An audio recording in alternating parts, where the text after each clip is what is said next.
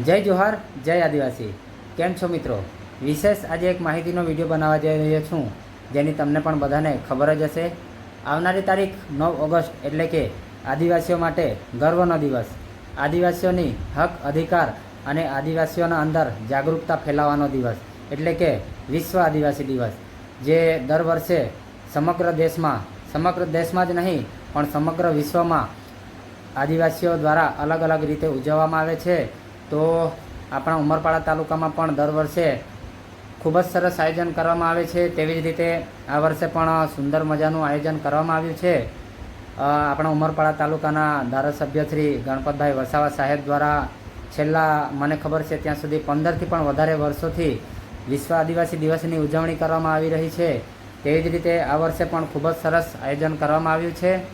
તો વિશ્વ આદિવાસી દિવસની શરૂઆત આદિવાસી વાજિંત્રાઓ, આદિવાસી પહેરવેશો, અલગ અલગ પ્રકારના પહેરવેશો પહેરીને ઉમરપાડા તાલુકાના અલગ અલગ ગામોથી આવતા હોય છે અને વિશ્વ આદિવાસી દિવસની ઉજવણી ધૂમધામથી કરતા હોય છે।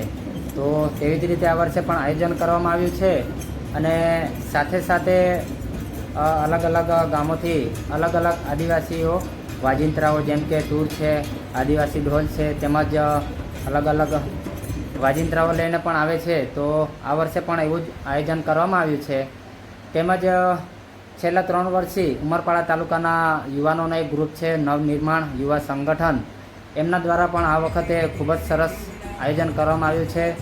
મળતી માહિતી મુજબ ડાંગ વિસ્તારના કેટલાક ભાઈઓ બહેનોને પણ આમંત્રિત કરવામાં આવ્યા છે અને સાથે સાથે જે આપણા હોળી વખતે ઘેરિયાઓ બને છે, જે આપણા ગુજરાતમાં પ્રસિદ્ધ, ગુજરાત તેમજ મહારાષ્ટ્રમાં પ્રસિદ્ધ છે મોલગી, જે મોલગી હોલીમાં જે ઘેરિયાઓ બને છે, તો આ વર્ષે મળતી માહિતી મુજબ એમને પણ આમંત્રિત કરવામાં આવ્યા છે। તો આ વર્ષે ઉમરપાડાનો જે વિશ્વ આદિવાસી દિવસ છે એ કંઈક અલગ જ હશે, જોવાલાયક હશે। તો તેમજ યુવા મિત્રો માટે બેન્ડ પાર્ટીનું પણ આયોજન કરવામાં આવ્યું છે, જેમાં શ્રીરામ બેન્ડ બોધવડ છે, તેમજ મળતી માહિતી મુજબ બીજી પણ એક બેન્ડ પાર્ટી છે જેનું નામ લગભગ રાજહંસ છે, એવી મને માહિતી મળી છે।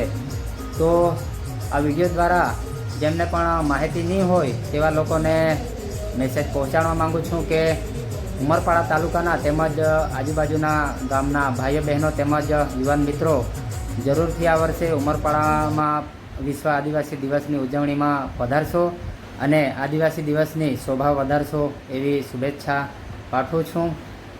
તમને થોડા ગયા વર્ષના જે વિશ્વ આદિવાસી દિવસના જે દ્રશ્ય છે, કેવી રીતે આયોજન કરવામાં આવ્યું હતું તે પણ થોડું બતાડવાની કોશિશ કરી। તેમજ મોલગી હોલીના જે ઘેરિયાઓ છે એ કેવા હોય છે એ કદાચ ઘણા લોકોએ જોયા હશે, તેમજ કેટલાક લોકોએ નહીં જોયા હશે, એ પણ તમને થોડા બતાડવાની કોશિશ કરીશ। વિડીયો પસંદ આવે તો જરૂર લાઈક કરી દેજો અને શેર કરી દેજો।